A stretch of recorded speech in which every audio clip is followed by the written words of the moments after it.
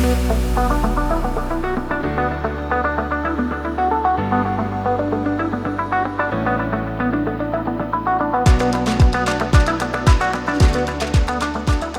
står nå her med Benjamin Geisler. Han er lege, PhD-student og også noe så uvanlig som økonom. Og i dag har han akkurat lagt fram en studie der han har sett på hvordan immunterapi, eller kan immunterapi bli en effektiv behandling i et subset av pasienter med kolorektalkreft. Og Benjamin Geisler, thank you for being with us.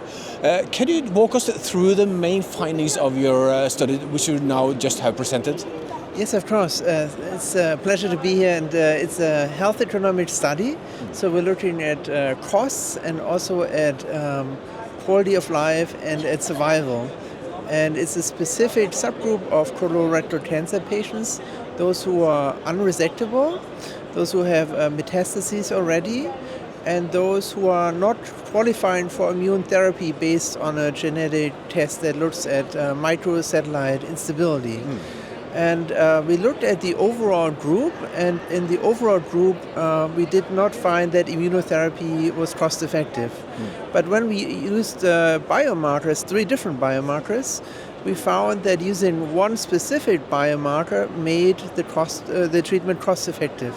So for a smaller subgroup of patients which have a tumor mutation burden that is higher than the normal patient, it is actually cost efficient using immunotherapy as nivolumab as you did in this study?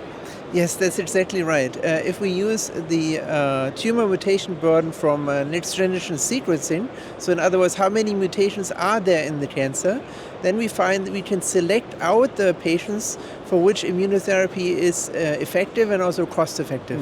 So what are the clinical implications of your findings? Yes, so the treatment is currently not approved and is also not being paid for in Norway and in actually no other country. But we hope that this study can help have payers, including the Norwegian payers, approve the payment to be reimbursed so that more patients, those who currently do not qualify for immunotherapy, are eligible for this treatment in the future. So, in the clinical setting, how will the doctors try to find this subset of patients in the future? So in the beginning, when a patient is newly diagnosed with cancer, they take a small sample called a biopsy. And then there's a national infrastructure in Norway where the samples are run for genetic mutations. And based on what you rightly mentioned, the tumor mutation burden, we can then select out which patients will benefit from immunotherapy.